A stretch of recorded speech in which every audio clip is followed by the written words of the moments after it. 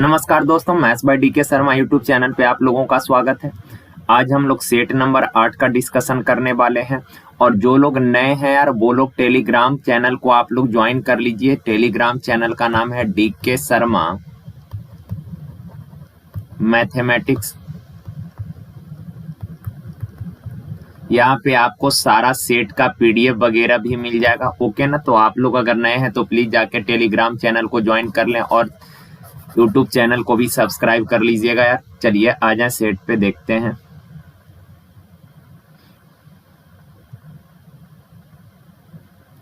देखिए, कहा 433 गुना 556 गुना 43 n का इकाई अंक n प्लस 2 है तो n का वैल्यू क्या होगा। तो यार ऑप्शन से हम लोग कर लेते हैं इसको। देखिए 3 छक 18, इकाई अंक कितना 8 हो गया। अब यार n के जगह 1 लीजिएगा, n के जगह अगर 1 लीजिएगा, n के जगह 1 लीजिएगा तो 8 एकम कितना इकाई अंक 8 आएगा। लेकिन n अगर 1 लीजिएगा तो यहाँ से इकाई अंक कितना आ जाएगा 3। अगर 1 लेंगे तो ये जो डाटा दिया है इसका यूनिट डिजिट 8 आएगा, लेकिन यहाँ 3 आएगा। क्या ये टैली कर रहा है? नहीं कर रहा, यानी कि n के जगह 1 पॉसिबल नहीं है। अब यार अगर n के जगह 8 होता तो 8 8 64 इकाई अंक 4 होना चाहिए। n के जगह अगर 8 लीजिएगा तो इकाई अंक 10 है, 8 2 10 तो इकाई अंक कितना 0। तो क्या 8 लेने पर टैली कर रहा है दोनों जगह यूनिट डिजिट? नहीं, तो n का वैल्यू 8 पॉसिबल नहीं है। अब अगर 3 लीजिएगा यार, अगर 3 लेंगे n के जगह तो 8 3 24, इकाई अंक 4, 3 2 5, यहाँ इकाई अंक 4 है, यहाँ इकाई अंक 5 है। टैली कर रहा है क्या? नहीं। तो n का वैल्यू 3 भी पॉसिबल नहीं है, यानी कि ऑप्शन नंबर डी। 6 अगर n के जगह लीजिएगा तो 8 छक 48 का इकाई अंक 8, 6 लीजिएगा तो 6 या 2 8, दोनों जगह यूनिट डिजिट टैली कर गया, यानी ऑप्शन नंबर डी। देखिए कहा 120 को x% कम किया जाए। 120 में x% कमी कर दीजिएगा। x% कमी करने के बाद ये हो जाएगा कितना? तो 100 माइनस x बट्टा 100। कहा 40 को x% बढ़ाने पर जो रिजल्ट प्राप्त होता है वो दोनों इक्वल है। 120 में x% कमी की जाए और 40 में x% वृद्धि की जाए तो रिजल्ट समान प्राप्त होता है। कहा 40 में x% वृद्धि करिएगा तो ये हो जाएगा कितना 100 प्लस x बट्टा 100, और दोनों आपस में बराबर है। 100 से 100 कैंसिल, 40 तिया 20 से 3 गुना 100 300 माइनस 3x बराबर 100 प्लस x। तो यार 3x इधर आके घटेगा 4x हो जाएगा, 100 इधर आके घटेगा कितना हो जाएगा 200 हो जाएगा। तो 4x बराबर 200, तो x बराबर कितना 50। x का वैल्यू 50 आ गया। सवाल का 210 का x%, यार 210 का x%, x है 50 यानी 50% कितना आएगा? तो 210 का 50% आधा यानी 105। और कहा 180 का x प्लस 20, 50 प्लस 20 कितना 70%। यार परसेंट से 2 जीरो कैंसिल, 8 सत्ते 86 56 7 5 12 126। सवाल में कहा कि 210 का x% यानी कि 210 का 50% जो है 180 के 70% से कितना कम है, यानी 105 जो है 126 से कितना कम है? तो 21 कम है। 21 कम है कितना से? 126 से। परसेंट तो 100 से गुना। 21 छक 2 तिया 2 से 50, 50 बट्टा 3 यानी 16 सही 2 बट्टा 3%, ऑप्शन सी। देखिए कहा एक धन राशि साधारण ब्याज पर निवेश करने पर 18/5 वर्ष में स्वयं की 77/50 गुनी हो जाती है। 77/50 गुनी हो गई, कहने का मतलब प्रिंसिपल है 50, हो गई 77 हो गई, यानी अमाउंट दिया है 77। तो यार 50 मूलधन है, 77 मिश्रधन है, तो ब्याज मिला कितने का 27 का।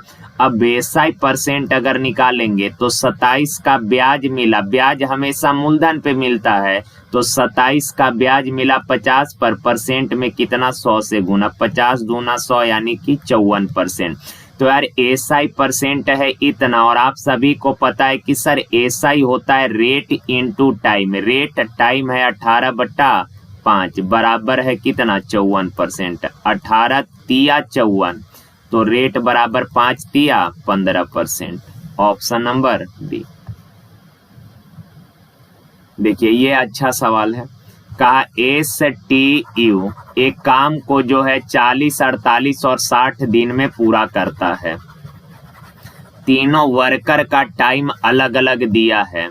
कहा एस जो है काम को 40 दिन में करेगा, टी काम को 48 दिन में, और यू जो है उसी काम को 60 दिन में। तो 40, 48, 60 का एलसीएम कितना 240। 40 छक 48 बचे 60 चौक, तीनों वर्कर का एफिशिएंसी निकाल लिए।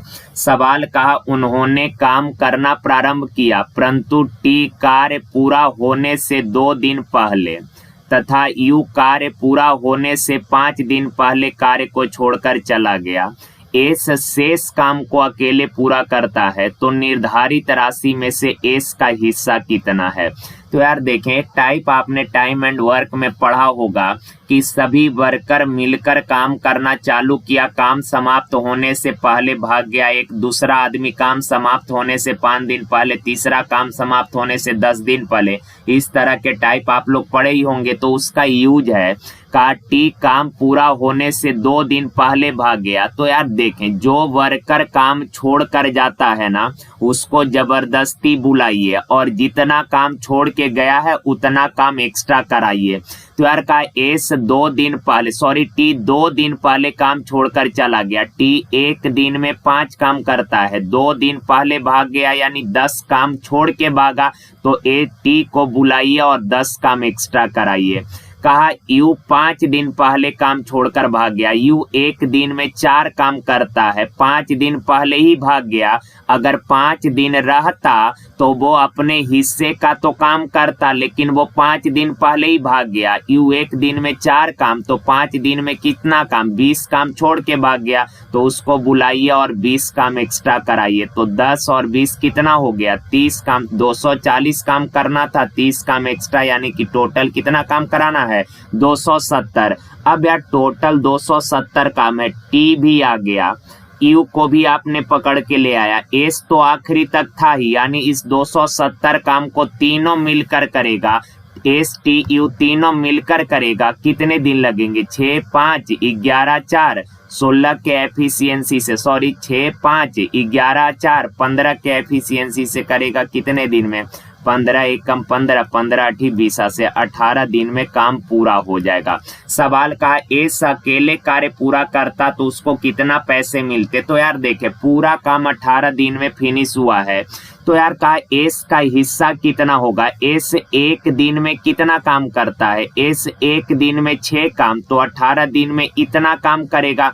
एस इतना काम करेगा टोटल कितना में से 240 में से, यानी कितना भाग काम कर देगा एस। तो यार 2 9 18 2 से 20 9/20 भाग काम एस करेगा। एस 9/20 भाग काम करेगा और जितना काम करेगा कुल मजदूरी का उतना भाग ले लेगा। कुल मजदूरी है 10,800 रुपया, 9/20 भाग काम किया तो कुल मजदूरी का 9/20 भाग ले जाएगा।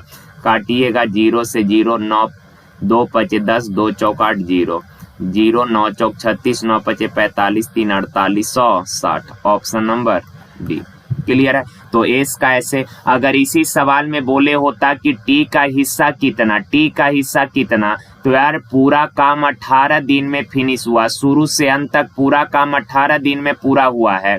और टी जो है 2 दिन पहले ही काम छोड़ के भाग गया, यानी कि टी ने टोटल 16 दिन काम किया होगा।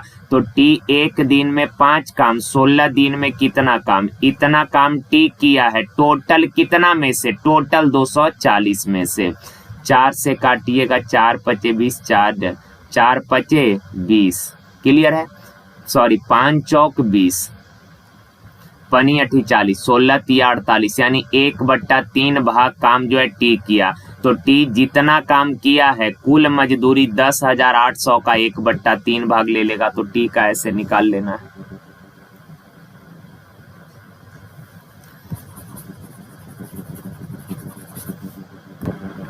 देखिए का 3 cos 80 into cosec 10 plus 2 cos 59 into cosec 31 degree का मान क्या होगा। तो यार देखें एंगल यहाँ जो अलग थलग टाइप का है एंगल को सेम कर लीजिए। 3 आपको पता है सर कॉस जो होता है इंटरचेंज करेगा किस में, साइन में। कॉस इंटरचेंज करेगा साइन में। 90 में से 80 गया कितना 10 इंटू कॉसेक 10 प्लस 2। यार यहाँ भी एंगल अलग थलग टाइप का सेम कर लीजिए, या तो 59 को 31 में कन्वर्ट कर लीजिए या 31 को 59 में कन्वर्ट कर लीजिए, किसी को बस एंगल सेम करना है। इसी को कर लेते हैं। कॉस इंटरचेंज करेगा किस में, साइन में। 90 में से 59 गया 31 इंटू कॉसेक 31। अब देखें यार 3 sine theta into cos theta 1 plus sine theta into cos theta 1, तो 3 और 2 5, ऑप्शन डी। देखिए कहा एक महामार्ग पर बिंदु ए तथा बी की दूरी 70 किलोमीटर है। ए और बी के बीच का दूरी 70 किलोमीटर है। ए और बी दोनों के बीच का फासला है 70 किलोमीटर। आगे सवाल में कहा एक कार ए से चलती है और उसी समय एक अन्य कार बी से चलती है। का यदि ये कारें एक ही दिशा में चले, देखें यार ये कार स्थान ए से एक कार चली इस तरफ, उसी टाइम स्थान बी से एक कार चली है इस तरफ, दोनों सेम डायरेक्शन में चल रही है। कहा दोनों अगर एक ही दिशा में चले, ए से जो कार चली है इधर की ओर और बी से भी कार चली इधर की ओर, तो कहा ये दोनों अगर एक ही दिशा में चलेंगे तो 7 घंटा में मिलेंगे। आप बताएं यार ए से चलने वाला कार का स्पीड ज्यादा होगा तो बी को कहीं ना कहीं इधर सपोज कहीं ना कहीं इस स्थान पे आके पकड़ लेगी। अब आप बताएं पकड़ने के लिए दोनों के बीच का फासला है 70 किलोमीटर, यानी दोनों अपने अपने रिलेटिव वेलोसिटी के द्वारा इस 70 किलोमीटर के फासला को जितने समय में तय करेगी उतने समय में पकड़ लेगी। तो कहा अगर सेम डायरेक्शन में चलेंगे तो 7 घंटे में मिल जाएंगे। मिलने में लगा समय, समय बराबर दूरी, दूरी है 70 बट्टा चाल, सेम डायरेक्शन है तो चाल घटेगा V1 माइनस V2। 7 से एक बार 7 से 10 बार, तो V1 माइनस V2 बराबर कितना आ गया 10। ओके सेकेंड स्टेटमेंट में कहा लेकिन यदि वे विपरीत दिशा में चले, दोनों गाड़ी जो है अगर अपोजिट डायरेक्शन में चले, ये इधर की ओर और ये इधर की ओर अपोजिट डायरेक्शन में चलेगी तो एक दूसरे से कितने समय में मिलेगी। तो यार मिलेगी कितने समय में वो तो दिया, लेकिन पहले ये जानना जरूरी कि सर मिलने के लिए अपने बीच के फासला को दोनों अपने रिलेटिव वेलोसिटी के द्वारा जितने समय में तय करेगी ना उतने समय में मिल जाएगी। कहा कि अगर अपोजिट डायरेक्शन में चलती है तो 1 घंटे में मिल जाती है, यानी कि मिलने में लगा समय बराबर दूरी, दोनों के बीच का फासला 70 बट्टा चाल, अपोजिट डायरेक्शन है तो चाल जुटेगा। तो V1 प्लस V2 बराबर कितना हो गया 70। यार दोनों का चाल पूछा तो आपको दोनों के चाल का डिफरेंस मालूम, योग मालूम। V1 बराबर कितना 80 बट्टा 2 40, V2 बराबर कितना 60 बट्टा 2 30। क्लियर। इक्वेशन को सॉल्व कर लेंगे ना यार, माइनस प्लस कैंसिल 2V1 80, तो V1 बराबर 80 बट्टा 2 40। V1 का वैल्यू पुट करेंगे V2 आ जाएगा। देखिए इस सवाल को कहा यदि किसी भिन्न के अंश और हर दोनों में 3 जोड़ा जाए तो उसका मान 10/11 हो जाता है।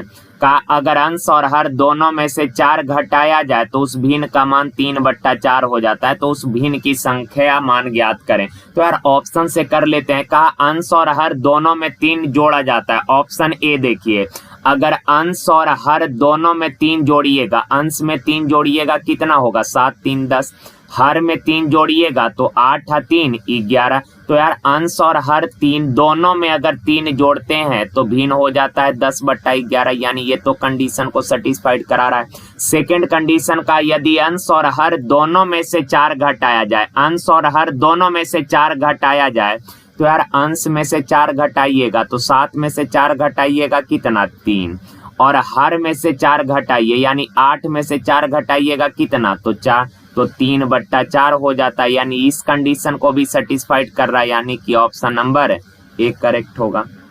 चलिए आगे। देखिए कहा कि इसका HCF निकालना, ये टोटल 4 ठो टर्म दिया का, इन चारों का HCF क्या होगा। तो आपको पता है पावर वाले व्यंजक का जब भी HCF निकालना हो तो HCF होता है कॉमन बेस। HCF होता है क्या, common base and minimum power, common base and minimum power. अगर पावर वाले व्यंजक का LCM निकालना हो तो LCM होता है all base and maximum power. Okay ना। तो कहा इन चारों ग्रुपों का आपको HCF निकालना है। तो HCF के लिए कॉमन बेस ढूंढना होगा। तो यार देखें A तो सब जगह चारों ग्रुप में A मौजूद है, A चारों ग्रुप में मौजूद है तो A, B भी चारों ग्रुप में है तो B, और C भी चारों ग्रुप में है तो C। अब यार इन तीनों वेरिएबल का मिनिमम पावर ढूंढिए। यहाँ A का पावर है 3, यहाँ A का पावर 2, यहाँ 1 है और यहाँ 2 है। तो मिनिमम पावर कितना है 1। B का मिनिमम पावर कितना, यहाँ 3, यहाँ 2, यहाँ 1 और यहाँ भी 1, यानी B के मिनिमम पावर भी 1, और C का मिनिमम पावर भी कितना 1, यानी कि HCF आ गया ABC, ऑप्शन नंबर डी। देखिए का पवर ने एक वस्तु 12.5% की हानि पर बेची, 12.5% हानि पर एक वस्तु को बेचा है। का यदि उसने वह वस्तु 56 रुपए अधिक में बेची होती तो उसे 22.5% का लाभ होता। 22.5% क्या होता, प्रॉफिट होता। तो यार आप देखें इन दोनों विक्रय मूल्य के बीच में डिफरेंस कितने का है। तो डिफरेंस जब भी निकालना है तो माइनस प्लस है तो डिफरेंस जोड़ कर निकालते हैं। तो जोड़िएगा 5 5 10, 2 2 4 1 5 2 1 3। तो दोनों समयों के विक्रय मूल्य में डिफरेंस है 35% का, लेकिन एक्चुअल में डिफरेंस है कितने का, 56 रुपया का। तो 35% 56 रुपया। सवाल का 25% लाभ प्राप्त करने के लिए उस वस्तु का विक्रय मूल्य क्या होगा। तो यार 25% लाभ प्राप्त करने के लिए कितना में बेचना होगा, 125 में, यानी 56/35 गुना 125। 7 पचे 7 8, 5 से 25 पचे 25, 7 से 25 8 200, ऑप्शन नंबर डी। देखिए कहा चांदी तथा एल्युमिनियम की धातुओं को क्रमशः 5:3 तथा 7:9 के अनुपात में मिश्रित करके P और Q दो मिश्र धातु बनाई जाती है। देखें यार दो मिक्सचर है, का पहला मिक्सचर का नाम इसने दे दिया है P, ये सब ऐसे ही डाटा देता है। दूसरा मिक्सचर का नाम Q है। का पहला मिक्सचर में चांदी और एल्युमिनियम के मात्रा का रेशियो है 5:3। दूसरा मिक्सचर जो Q है इसमें चांदी और एल्युमिनियम के मात्रा का रेशियो है 7:9। का ये P और ये Q दो मिक्सचर है और इन दोनों मिक्सचरों में चांदी और एल्युमिनियम के मात्रा का रेशियो दिया है। का यदि मिश्र धातुओं की बराबर मात्रा को पिघलाकर एक नई मिश्र धातु R बनाने के लिए कहा पिघलाया जाता है तो R में चांदी और एल्युमिनियम का रेशियो क्या होगा। देखिए यार सिंपल सा सवाल है। कहा P और Q दो मिक्सचर है, कहा P मिक्सचर में चांदी और एल्युमिनियम के मात्रा का रेशियो है 5:3। दूसरा मिक्सचर में चांदी और एल्युमिनियम के मात्रा का रेशियो है 7:9। अब कहा इन दोनों मिक्सचरों को पिघलाकर एक नया मिक्सचर R बनाया गया है तो बनने वाले नए मिक्सचर में चांदी और एल्युमिनियम के मात्रा का रेशियो क्या होगा। तो यार यहाँ देखे पहला मिक्सचर में चांदी और एल्युमिनियम मिला के टोटल मिक्सचर है क्या यूनिट 8। दूसरा में टोटल मिक्सचर का मात्रा है कितना, तो 9 7 16। सवाल में इसने कंडीशन बोला यार कि दोनों मिक्सचर के समान मात्रा को पिघला है, दोनों के समान मात्रा को। तो यार इसका क्वांटिटी है 8 यूनिट, इसका 16 यूनिट। तो इसने तो इक्वल बोला है तो इक्वल करना पड़ेगा। तो यहाँ 2 से गुना कर दिए तो 8 दूना 16, 16 इक्वल हो गया। तो यार 2 से यहाँ भी गुना करना पड़ेगा तो 3 दूना 6, 2 से यहाँ भी तो 5 दूना 10। अब का दोनों को मिलाए हैं तो आप बताएं यार पहला मिक्सचर में चांदी है 10, दूसरा में चांदी है 7, दोनों को मिलाइएगा तो टोटल चांदी हो जाएगा 17। पहला में एल्युमिनियम है 6, दूसरा में एल्युमिनियम है 9, दोनों को मिलाए तो टोटल एल्युमिनियम हो गया कितना 15, यानी 17:15, ऑप्शन है। देखिए का सीता की बाल्टी की धारिता यानी कैपेसिटी क्षमता रामू की बाल्टी से तिगुनी है। सीता के बाल्टी का जो क्षमता है रामू के बाल्टी से 3 गुना है। तो यार क्षमता कहने का मतलब सीता के पास जो बाल्टी है उसमें 3 लीटर पानी अटेगा और रामू के पास जो बाल्टी है उसका धारिता है 1 यूनिट यानी उसमें 1 लीटर पानी आएगा। सवाल कहा कि सीता एक खाली ड्रम को भरने के लिए 60 बार बाल्टी पलटती है। यदि सीता और रामू दोनों मिलकर ड्रम भरे तो दोनों को कुल कितने बार बाल्टी भरकर ड्रम में पलटनी होगी। देखें यार सीता 60 बाल्टी से एक ड्रम को भर देती है। एक बाल्टी में 3 लीटर पानी आता है तो 60 बाल्टी को मिलाकर टोटल इतना लीटर पानी ड्रम में भरेगी। तो ये ड्रम का कैपेसिटी हो गया। का इसी ड्रम को दोनों मिलकर भरे तो कै बार बाल्टी का यूज करना होगा। तो यार देखें सीता के पास जो बाल्टी है उसमें 3, रामू के पास जो बाल्टी है उसमें 1, दोनों अगर मिलकर भरेगी तो एक बार में 4 लीटर पानी जाएगा। तो कहा कि इतना लीटर पानी कै बार में, 15 दिया 45 बार में। Option number A. देखिए का 100 रुपया पर 1 वर्ष के लिए ऐसी योजना में निवेश किए गए हैं। का 100 रुपया जो है 1 वर्ष के लिए ऐसी योजना में निवेश किया गया है जिसमें 10% के दर से वार्षिक साधारण ब्याज मिलता है।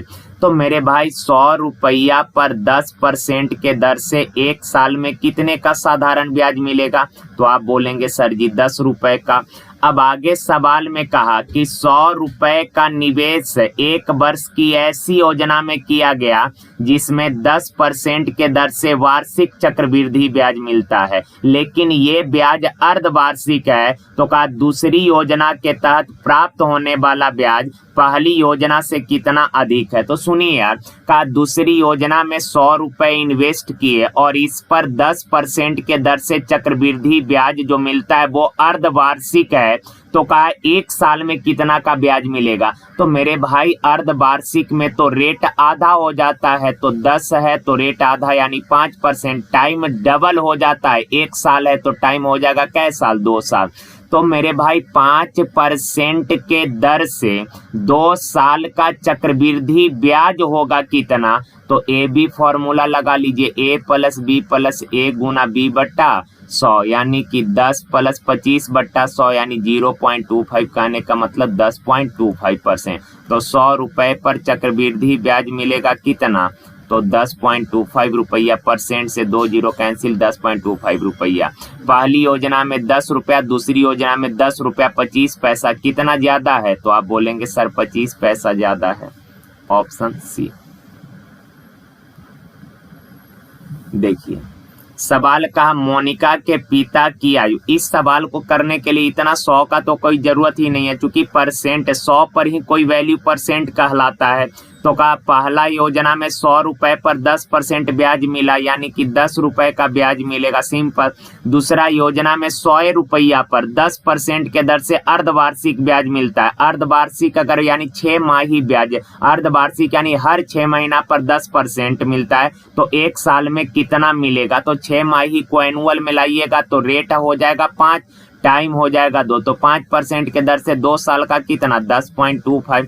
तो डायरेक्ट यहीं से आप बोल देंगे सर 25 पैसे का। 100 का तो कोई यूज नहीं करना है यहाँ पे, लेकिन फिर भी हम करा दिए ऐसे। देखिए का मोनिका के पिता की आयु मोनिका के जन्म के समय 38 वर्ष थी, जबकि उसकी माँ की आयु उसी समय यानी मोनिका के जन्म के समय ही उसकी माँ की आयु 36 वर्ष थी। देखिए यार मोनिका का जब जन्म हुआ था तो उसके पिता का एज 38 वर्ष था और उसके माता का एज 36 वर्ष था। अब सवाल में कहा उसकी 4 वर्ष छोटी बहन का जन्म हुआ था, उस समय उनके माता पिता के आयु में कितने वर्ष का अंतर था। तो सुनिए यार आज मोनिका का सपोज जन्म हुआ, आज यानी अभी जन्म हुआ है, तो अभी यानी प्रेजेंट में उसके पिताजी का एज है 38 साल, माता का एज है 36 साल का। उसकी छोटी बहन का एज 4 साल बाद हुआ। तो यार आप बताएं आज अगर पिता का एज 38 साल है, 4 वर्ष बाद छोटी बहन का एज जन्म हुआ, तो 4 वर्ष बाद पिता का एज बढ़ेगा ना यार, 38 और 4 42 साल हो जाएगा। और माता का एज अभी 4 साल है, छोटी बहन का एज 4 साल बाद हुआ, तो छोटी बहन के जन्म के समय माता का एज होगा 40 साल। और कहा कि इन दोनों के एज का डिफरेंस कितने साल का होगा, तो 2 साल का, ऑप्शन ए। ओके, चलिए नेक्स्ट।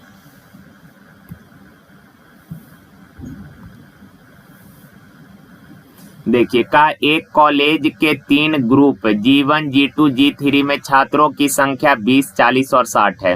का पहला ग्रुप में 20 लड़का है, दूसरा में 40 और तीसरा में 60।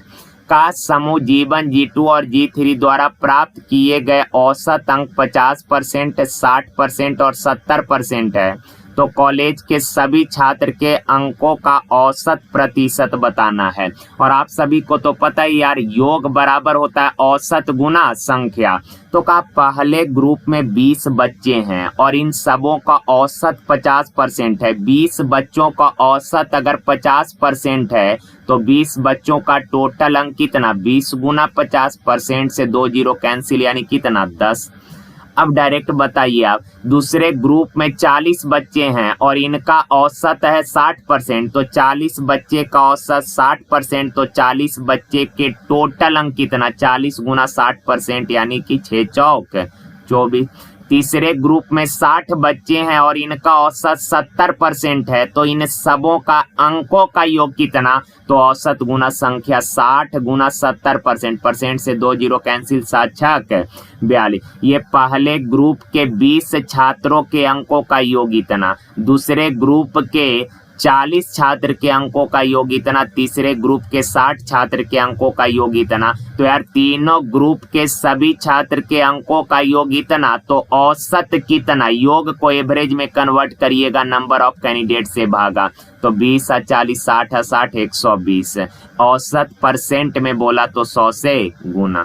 अब इसको कैलकुलेट कर लीजिएगा आप लोग, तो 2 छक 12 और 2 पचे 10, यार 2 2 2 4 6, 4 2 6 आए कितना, 7, क्या 2 4 6, 4 2 6 आए 1 7, 76/7 गुना 5, 2 तिया 2 अठी पन्नी अठी 40, 5 तिया 15, 4 19/3, 3 छक 18, 3 तिया 9, 3 ऐसे आते जाएगा, यानी कि समथिंग कितना, 63%, ऑप्शन नंबर डी।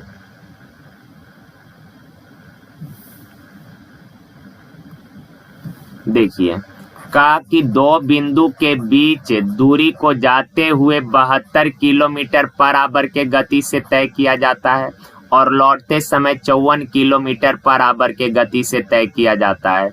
यदि कुल 7 घंटे दूरी तय करने में लगते हैं तो दोनों बिंदुओं के बीच एक तरफ की दूरी कितना।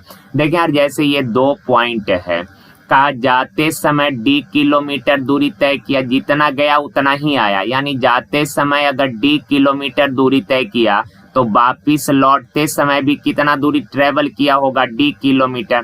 का गया है 72 के चाल से, तो आप बताइए d किलोमीटर दूरी 72 के चाल से जाइएगा, समय लगेगा कितना, दूरी बट्टा चाल।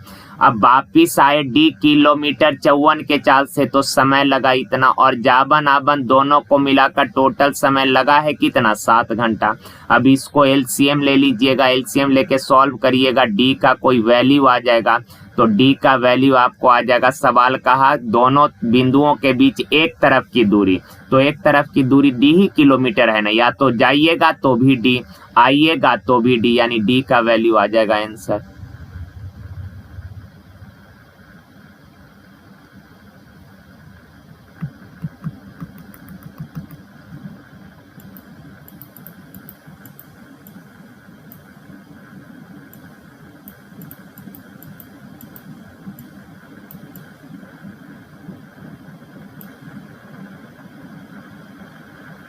देखिए 16 नंबर,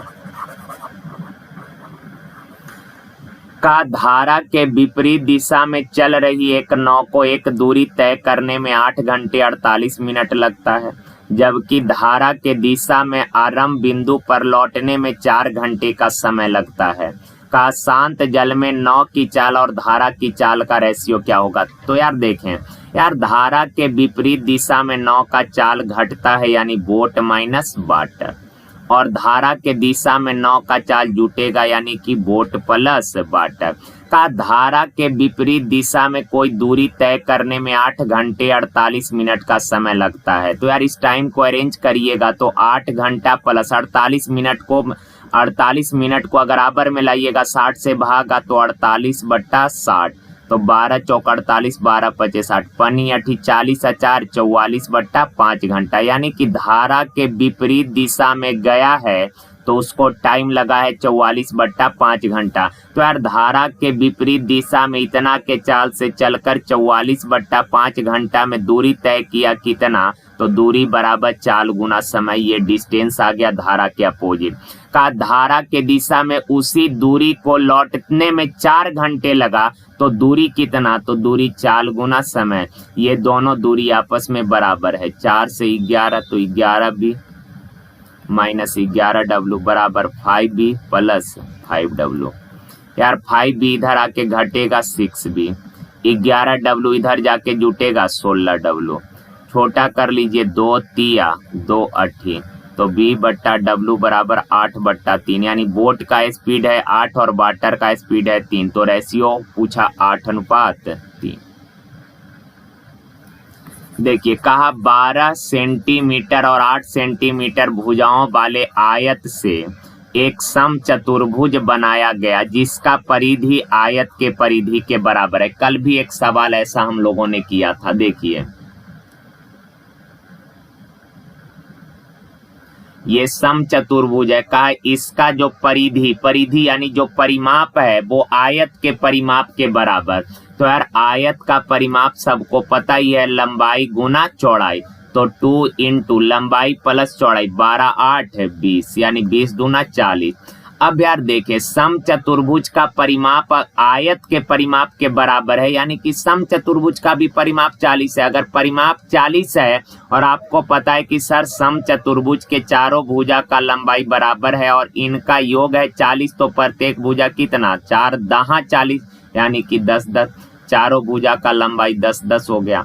अब आगे सवाल में कहा कि इसका एक कोण 120 डिग्री है। देखिए यार समचतुर्भुज में 2 कोण छोटा यानी न्यून कोण होता है और 2 कोण अधिक कोण होता है। ये जो फैला हुआ लग रहा है ना, ये फैला हुआ अधिक कोण होता है, ये जो नुकीला वाला पार्ट है ये न्यून कोण होता है। का एक कोण 120 डिग्री है, ये वाला एंगल 120 है।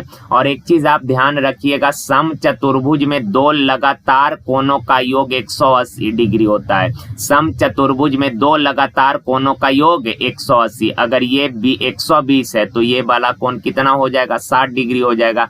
का समचतुर्भुज का एरिया, तो आप 2 तरीके से सवाल को कर सकते हैं। एक तो है कि इसका हाइट पता कर जाइएगा, सवाल हो जाएगा, और एक आप देखें यार ऐसे ये डायगोनल है, इसका डायगोनल है तो ये 2 ट्रायंगल बन गया। अब इस वाला ट्रायंगल को अगर आप गौर से देखेंगे तो आप देख पा रहे होंगे कि सर जी इस त्रिभुज के तीनों कोणों का योग होगा 180 डिग्री, तीनों कोणों का योग कितना, 180 डिग्री। दूसरी चीज यार इस त्रिभुज के 2 भुजा बराबर हैं तो बराबर भुजा के सामने का कोण भी बराबर होगा। इस त्रिभुज के तीनों कोणों का योग 180, एक कोण 60 है तो बाकी 2 कोण का योग 120, और ये दोनों कोण बराबर क्योंकि दोनों भुजा बराबर है इसीलिए ये दोनों कोण भी बराबर, दोनों का योग 120, दोनों बराबर है तो 120 का आधा, ये भी 60 और ये भी 60। क्या ये तीनों कोण बराबर है, यानी ये समबाहु त्रिभुज बन गया। ये समबाहु त्रिभुज तो ये भी समबाहु त्रिभुज, चूंकि इधर भी तो वही 2 भुजा बराबर तो 60-60 इधर भी हो जाएगा समबाहु,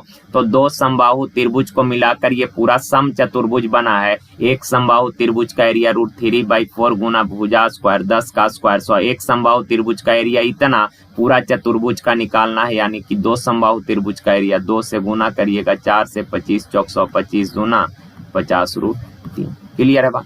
अब यार इसी सवाल को आप हाइट निकाल के भी कर सकते हैं, ये चीज तो आप समझ ही गए होंगे। हाइट भी निकाल के आप कर सकते हैं, कैसे, तो देखिए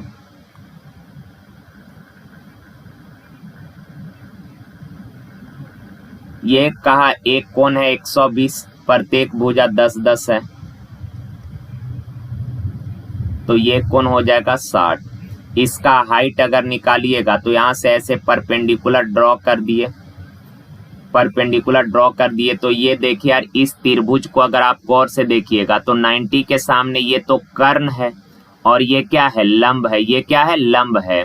तो यार अगर इसका लंबाई निकालना चाहते हैं, आपको कर्ण पता, इस राइट एंगल ट्रायंगल में कर्ण पता है और ये लंब निकालना चाहते हैं, मान लेते हैं ये लंब है एच, कर्ण पता है और ये हाइट निकालना चाहते हैं, तो कर्ण और लंब के बीच का रिलेशन साइन डिनोट करता है। तो साइन 60 डिग्री बराबर पी है कितना, एच बट्टा कर्ण, कर्ण है कितना 10। और आप सभी को पता है कि सर साइन 60 डिग्री जो होता है ये होता है √3/2, एच बट्टा 10, 2 पचे 10, क्रॉस मल्टीप्लाई करिएगा तो एच बराबर 5√3। तो यार इस सम चतुर्भुज का हाइट पता है, बेस पता है, तो एरिया होता है सम चतुर्भुज का क्या, half base into height, half base into height. तो 2 पचे 10, 5 पचे 25√3। क्लियर है बात, option number A. Sorry, area base into height यार, हाफ नहीं, बेस इंटू हाइट। बेस है कितना 10, हाइट है 5√3, तो एरिया हो जाएगा कितना, 10 पचे 50√3, ऑप्शन नंबर। ओके ना, चलिए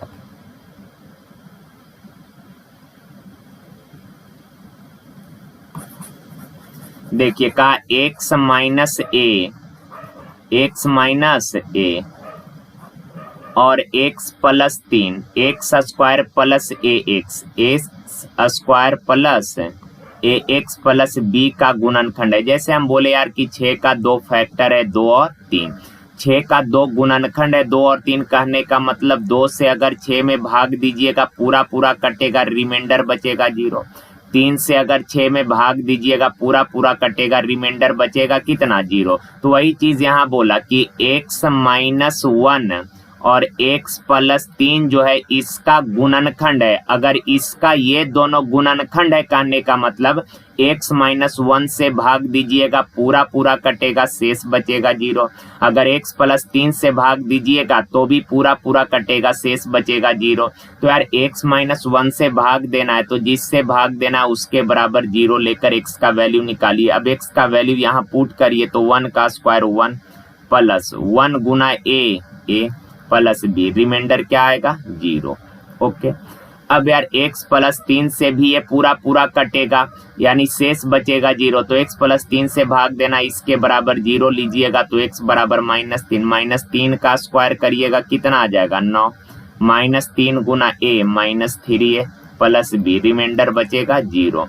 अब यार देखें -3 उधर जाएगा +3 -b बराबर 9, यहाँ से a प्लस b बराबर क्या हो जाएगा -a। दोनों इक्वेशन को अगर देखेंगे plus b minus b cancel, 3a plus a 4a बराबर -1 प्लस 9 8, 4 दूना 8, यानी a का वैल्यू 2 आ गया। a 2 है, a का वैल्यू इस इक्वेशन में पुट करिएगा, 2 उधर जाके माइनस होगा, यानी b का वैल्यू कितना -3। तो 2 और -3, 2 -3, ऑप्शन नंबर बी।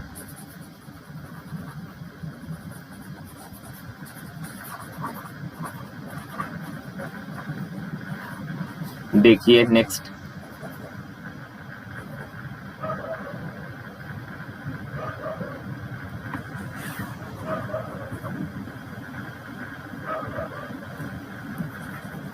देखिए का एक जमीन पर खड़ी एक महिला की आरंभिक स्थिति से 36 मीटर लंबे टावर का उन्नयन कोण 60 डिग्री है। एक 36 मीटर लंबा टावर है का जमीन पर इधर कोई महिला खड़ी है, यहाँ से टावर के शीर्ष का जो उन्नयन कोण है ये 60 डिग्री बन रहा है। आगे कहा कि यार वह इसी तरफ से दूर चली गई कि टावर का आधार इस तरह से दूर गई है कि टावर का आधार उसके आरंभिक स्थिति और अंतिम स्थान एक सीध रेखा में था। का अब जो है टावर के शिखर का उन्नयन कोण 30 डिग्री। यार यहाँ से यहाँ पीछे आ गई और यहाँ से जो टावर का उन्नयन कोण बन रहा है ये कितना डिग्री है, 30 डिग्री है। तो सवाल कहा कि वह अपनी आरंभिक स्थिति से कितनी दूर गई, तो ये उसका प्रारंभिक स्थिति था, यहाँ पे फाइनल स्थिति है का ये बीच का डिस्टेंस कितना है। तो यार 60 डिग्री के सामने ये वाला है √3 और ये वाला कितना 1, 30 डिग्री के सामने लंब है 1 और आधार है कितना √3। तो यार देखें, ये हाइट तो दोनों ट्रायंगल का कॉमन है, तो इसका लेंथ इक्वल होना चाहिए। तो इक्वल करने के लिए यहाँ √3 से गुना, तो यहाँ भी √3 से गुना, तो √3 गुना √3 पूरा बेस हो गया कितना 3। यार पूरा 3 है, ये 1 है, तो ये वाला कितना होगा 2 यूनिट का वैल्यू, यहाँ से यहाँ तक 2 हो गया। अब का हाइट है 36, यानी √3 का वैल्यू 36, तो एक का वैल्यू 12 √3, एक का वैल्यू 12 √3, तो 2 का वैल्यू कितना 12 दूना 24 √3। Option number C. देखिए का एक समबाहुभुज का प्रत्येक अंतःकोण अपने बहिष से कोण से 36 डिग्री ज्यादा है। तो यार कल भी हमने बताया था कि किसी भी बहुभुज के सभी अंतःकोणों का योग n-2 × 180 डिग्री। एक अंतःकोण कितना, तो सभी अंतःकोणों को योग में अगर नंबर ऑफ साइड से भाग दीजिएगा तो एक अंतःकोण आ जाएगा। का समबाहुभुज के प्रत्येक अंतःकोण अपने बहिष से कोण से 36 अधिक है। तो यार समबाहुभुज के सभी अंतःकोणों का योग n-2 × 180, सभी अंतःकोणों का योग इतना, तो एक अंतःकोण कितना नंबर ऑफ साइड से डिवाइड करिए। सभी बाह्य कोणों का योग फिक्स होता है 360, तो एक बाह्य कोण कितना नंबर ऑफ साइड से डिवाइड करिए। सवाल में कंडीशन दिया कि ये अंतःकोण जो है बाह्य कोण से 36 डिग्री, बाह्य से 36 ज्यादा है।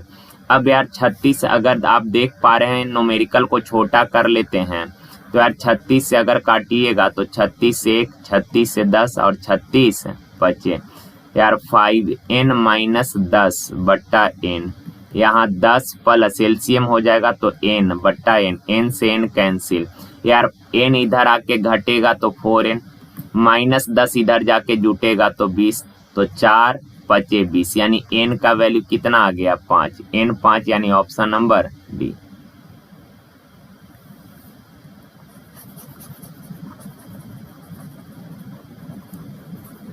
देखिए सवाल में कहा कि किसी कमरे की लंबाई चौड़ाई और ऊंचाई का अनुपात 5:3:2 है। लंबाई चौड़ाई और ऊंचाई का जो रेशियो है ये 5:3:2 है। आगे सवाल में इसने बोला कि लंबाई को 2 गुनी कर दी जाए, तो 5 है 2 गुना यानी 10 हो जाएगा। चौड़ाई को 1/3, तो 3 का 1/3 कितना 1, और का ऊंचाई को आधी, 2 का आधा कितना 1 कर दिया गया। अब का कमरे के चारों दीवारों को पेंट करने में आने वाला खर्च में कितना % कमी आएगा। देखिए यार परसेंट में रिजल्ट मांगा तो इसको रियल बनाने का कोई जरूरत है नहीं, रेशियो से काम कर लें। और आपको तो पता ही है कमरा के चारों दीवारों का एरिया होता है 2 × लंबाई प्लस चौड़ाई गुना ऊंचाई। तो देखें यार पहले कमरा के चारों दीवारों का एरिया कितना था, तो 2 × लंबाई प्लस चौड़ाई गुना ऊंचाई, 2 गुना 5 या 3 8, यानी 8 दूना 16, 16 गुना 2 कितना 32। अब चारों दीवारों का एरिया कितना 2 × लंबाई प्लस चौड़ाई, 2 गुना 11, तो 11 दूना 22, 22 एकम 22। तो यार पहले चारों दीवारों का एरिया 32 यूनिट था, अब एरिया 22 यूनिट है, तो एरिया घट गया। तो यार एरिया अगर घटा है तो खर्चा भी घटेगा, तो एरिया कितना कम हो गया, एरिया में 10 का कमी आ गया, तो खर्चा में भी 10 यूनिट का कमी होगा, तो 10 का कमी होगा कितना से 32 से %, 100 से गुना। कैलकुलेशन कर लेना, 4 8 4 से 25, 2 चौक 2 से 5, 25 बचे 125/4, यानी 4 तिया 12, 4 एकम 4, 4 दूना 8, 31.2, ऑप्शन नंबर सी। देखिए आगे का एक चतुर्भुज के विकर्ण चतुर्भुज की एक भुजा पर 25 डिग्री झुके हुए हैं का विकर्णों के बीच निर्मित होने वाला न्यून कोण ज्ञात करें। देखिए यार कोई चतुर्भुज है, कोई भी चतुर्भुज है, यहाँ कंडीशन नहीं दिया। मान लीजिए ये कोई चतुर्भुज है का इसके दोनों विकर्ण जो है का भुजा पर 25 डिग्री झुका हुआ है। ये विकर्ण जो है, ये जो विकर्ण है भुजा पे, इस भुजा पे कितना डिग्री झुका हुआ है 25 डिग्री झुका हुआ है, और ये विकर्ण इस भुजा पे कितना डिग्री झुका हुआ है 25 डिग्री झुका हुआ है। क्लियर है बात। अब का विकर्णों के बीच निर्मित कोण, इन दोनों विकर्णों के बीच जो ये कोण बन रहा है ना, ये कोण आपको बताना है, ये सब जो कोण बन रहा है। तो यार आपको तो पता है यहाँ पे बहिष्य कोण वाला प्रॉपर्टी लगा के भी आप बना सकते हैं कि सर किसी भी त्रिभुज में एक भुजा को आगे बढ़ाने पर जो बाह्य कोण बना ये सामने के दोनों अंतः कोणों के योग के बराबर। या फिर ऐसे भी कर सकते हैं सर त्रिभुज के तीनों अंतः कोणों का योग 180, 25 और 25 50, तो ये वाला कोण कितना होगा 130। अगर ये 130 है और किसी भी सरल रेखा पर टोटल 180 बनता है, ये 30 है तो ये कितना होगा 50। कहा क्या कि विकर्णों के बीच निर्मित होने वाला न्यून कोण पूछा है, तो एक कोण 130 डिग्री है, दूसरा 50 है, तो न्यून कोण कितना 50, ऑप्शन नंबर बी।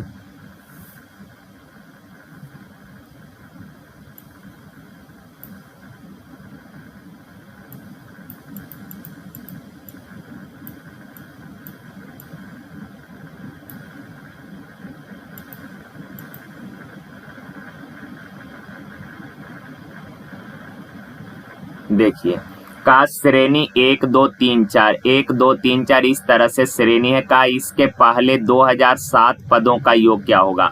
तो यार इस सीरीज को अगर आप गौर से देख पा रहे होंगे तो 1 2 3 4 1 2 3 4 यानी हर 4 नंबर के बाद ये सीरीज यही पैटर्न रिपीट हो रहा है। आपसे बोला पहले 2007 पदों का योग ज्ञात करना है। तो यार देखे पहले तो ये आप पता कर लीजिए कि ये सीरीज अगर हर 4 टर्म के बाद रिपीट हो रहा है तो इसमें 4 नंबर के टोटल कितने टर्म बनेंगे। 4 नंबर के टोटल कितने टर्म बनेंगे। टोटल 2007 पद है तो 4 नंबर से कितने टर्म बनेंगे। 4 पचे 20, 0 4 एकम 4, 501 टर्म बनेगा 4 नंबर का और शेष बच जाएगा 3 नंबर रिमेनिंग बच जाएगा। तो यार देखें एक टर्म का योग कितना है। एक टर्म का 4 नंबर से एक टर्म बना और इस एक टर्म का योग कितना 4 3 7 2 9 1 10। एक टर्म का योग 10 है, एक टर्म का योग 10 है तो 501 टर्म का योग कितना होगा इतना। अब प्लस 3 नंबर रिमेनिंग बच गया। तो यार 3 नंबर रिमेनिंग कौन कौन बचा होगा 1 2 और 3, ये 3 नंबर रिमेनिंग बच गया। तो 5 0 1 0 प्लस 3 2 5 1 6 यानी कि 5016, ऑप्शन ए। इस सवाल को जरा देखिए आप। सवाल का ए और बी किसी काम को मिलकर 35 दिन में पूरा करता है। बहुत अच्छा सवाल है। एक सवाल और भी हम लोगों ने इस टाइप का किया था पहले। का ए और बी दोनों मिलकर पूरा काम 35 दिन में करेगा। सवाल में कहा ए अकेले काम करता है और 5/7 काम पूरा किया। फिर बी आया और बचे हुए काम को बी अकेले पूरा किया तो काम को पूरा होने में कुल 90 दिन लगा। का इन दोनों में अधिक कुशल ए है तो कहा बताइए ए अकेले पूरा काम कितने दिन में करेगा। तो देखिए यार यहाँ पे कहा ए 5/, सबसे पहला डाटा तो बोला दोनों मिलकर पूरा काम 35 दिन में करेगा, ये लाइन क्लियर है। अब सेकंड डाटा इंपॉर्टेंट है। यहाँ कहा ए आया अकेले आया, ए आया और उसने 5/7 भाग काम किया चला गया। फिर बी आया उसने बचे हुए काम को किया और बी भी चला गया। इस प्रकार काम पूरा होने में 90 दिन लगा। तो यार देखें यहाँ पे ना तो आपको ए का और ना ही बी का इंडिविजुअल एफिशिएंसी पता है। जब इंडिविजुअल एफिशिएंसी पता नहीं है तो सवाल आप कर ही नहीं पाएंगे। चूंकि इसने बोला कि ए आया और 5/7 भाग काम करके चला गया, कितने दिन में किया ये नहीं पता है। कहा बी आया फिर बचे हुए काम को बी करके चला गया, तब जाके काम होने में 90 दिन लगा। तो ए कै दिन किया बी कै दिन किया ये तो बता ही नहीं पा रहे यार आप। फिर बोला कि बताइए ए अकेले काम को कितने दिन में करेगा। तो यार ए अकेले काम को कितने दिन में करेगा तो ऑप्शन से हम लोग ट्राई कर लेते हैं। तो यार ए अकेले काम कै दिन में, तो ऑप्शन में तो ए का ही डेट दिया होगा तो ऑप्शन को उठा लीजिए। अब देखें जब ऑप्शन से चेक करिएगा ना तो आप तो एक तरीका है कि आप एक एक ऑप्शन को उठा के सवाल को करें, नहीं तो फिर आप थोड़ा सा अपने दिमाग का यूज करिएगा कि सर यहाँ पे ये 35 जो है 7 से डिवाइड हो रहा है। 35 7 से डिवाइड हो रहा है तो ऐसा ऑप्शन देख लेते हैं जो 7 से कटने वाला हो, पहले उसको चेक करते हैं। तो 7 से कटने वाला नंबर 7 छक 42 है तो 42 को ले लेते हैं। अब आंसर तो यही हो जाएगा, लेकिन नई सेटिस्फैक्शन के लिए चेक कर लीजिए 35 और 42 का एलसीएम कितना 210 टोटल काम है। तो 35 छक 42 बचे, यानी ए का एफिशिएंसी 5 तो बी का एफिशिएंसी कितना 1, दोनों का एफिशिएंसी पता कर गया। अब कहा ए अकेले काम करता है और 5/7 भाग काम किया, तो यार टोटल काम अगर 210 ठो है, ए 5/7 काम किया, ए 5/7 काम किया यानी कितना काम किया 150।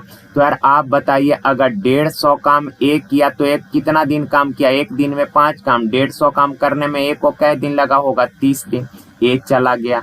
अब बी आया, बचे हुए काम को बी किया, 210 में से 150 काम ए कर गया तो बचा हुआ काम है 60, इस 60 काम को बी किया, बी एक दिन में एक काम तो 60 काम कै दिन में 60 दिन में, तो यार ए 30 दिन तक काम किया चला गया, बचा हुआ काम करने में बी को 60 दिन लग गया तो पूरा काम फिनिश होने में कै दिन लगा 90 दिन, यानी ये तो कंडीशन को सेटिस्फाइड कर रहा है, यानी कि ऑप्शन डी आंसर हो जाएगा। तो ऐसे सवाल जब भी आए तो आप ध्यान रखिए ऑप्शन से करना आपके लिए सबसे बेस्ट अप्रोच होगा।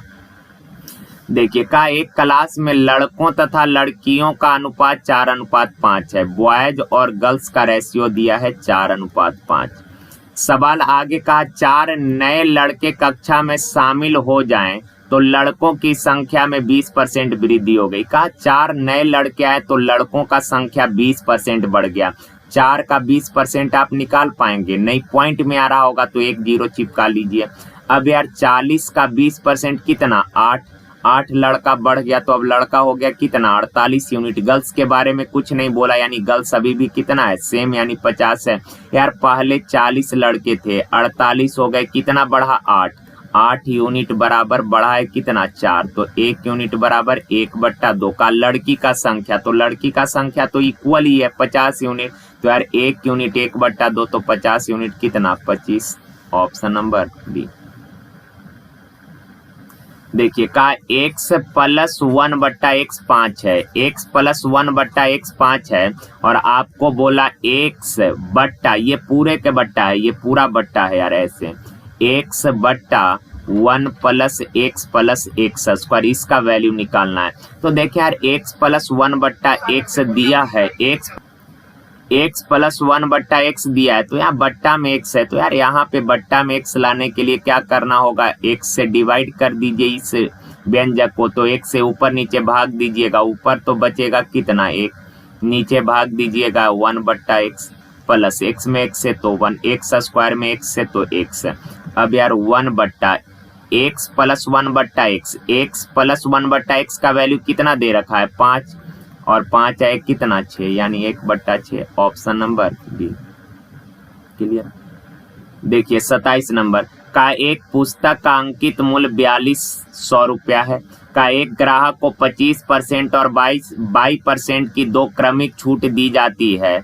यदि ग्राहक पुस्तक के लिए 2898 रुपये अदा करता है तो बाई का मान। देखिए यार 4200 रुपया अंकित है, पहले 25% डिस्काउंट दिया तो दिया कितना में 75/100 में, फिर 22% डिस्काउंट दिया तो बेचा कितना में 100 - 22/100 में, पर एक्चुअल में बेचा है 2 डिस्काउंट देने के बाद बेचा है कितना में 2898 रुपया में। सॉल्व कर लीजिएगा, बाई का वैल्यू आ जाएगा, देख लीजिए 2 0 से 2 0, 25 दिया 75, 25 चौक 100, क्लियर है ना बात यहाँ तक। अब यार अगर आप 3 से काटेंगे इसको, 3 से काटिएगा 3 27, 3 छक 18, 3 छक 18, 42 से काटिएगा तो 42 दूना 84, 42 दूना 84, अब बचेगा 42 तिया 126, तो यार 100 - 22 बराबर 4 तिया 12, 4 दूना 8 1 9, तो 22 बराबर कितना 8%, ऑप्शन नंबर बी। का ए बी सी मिलकर एक खाली टंकी को 10 मिनट में भरेगा, ए बी सी तीनों मिलकर पूरा 10 मिनट में। कहा ए अकेले 30 मिनट में और बी अकेले 40 मिनट में, तो यार 10 30 और 40 का एलसीएम कितना हो जाएगा 120, तो 10 से 12, 30 चौक 40 दिया, तो ए का एफिशिएंसी है 4, बी का 3, तीनों का 12, तो सी का कितना 5, का सी अकेले पूरा टैंक कितने समय में, तो यार सी 1 मिनट में 5 यूनिट, 120 यूनिट का मिनट में 120/5 यानी 24 मिनट, ऑप्शन बी। देखिए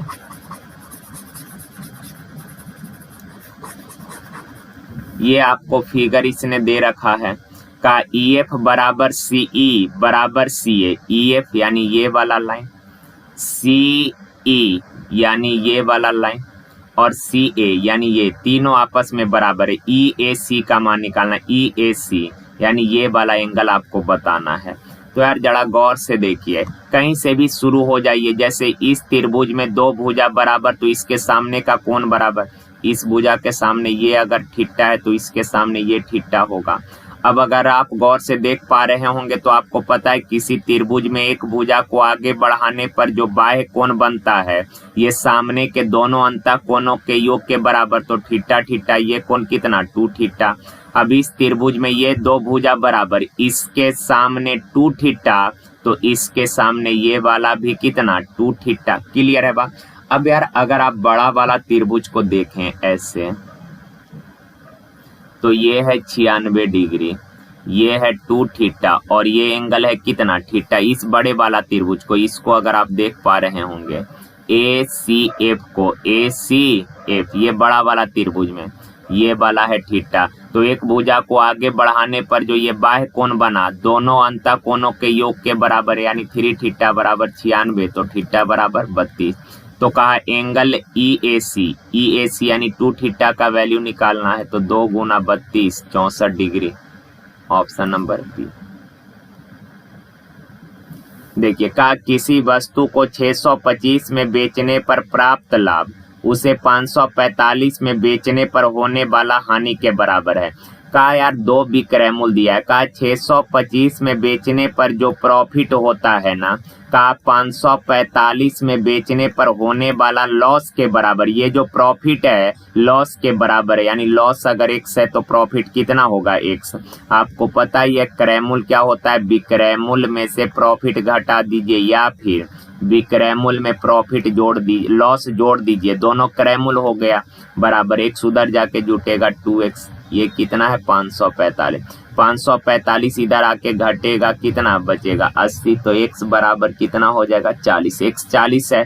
बोला कहा कि लागत मूल्य पर 65 लाभ कमाना है तो कितना में बेचना होगा। तो पहले क्रय मूल्य निकाल लेते हैं, ये क्रय मूल्य है तो यार यहाँ से क्रय मूल्य आ जाएगा कितना 5 8 और ये कितना 5, 585 रुपया क्रय मूल्य है। कहा 65 का लाभ कमाना है, कितना में बेचना होगा, 585 में खरीदे, 65 का लाभ कमाना चाहते हैं, कितना में बेचना होगा, तो 650 रुपया में, option number C. Thank you यार, धन्यवाद। और अगर आप लोग नए हैं, जो लोग भी नए हैं यार, आप लोग चैनल को सब्सक्राइब कर लीजिएगा और बेल आइकन के भी घंटी को प्रेस कर दीजिएगा, ओके ना। तो थैंक यू यार, धन्यवाद, थैंक यू।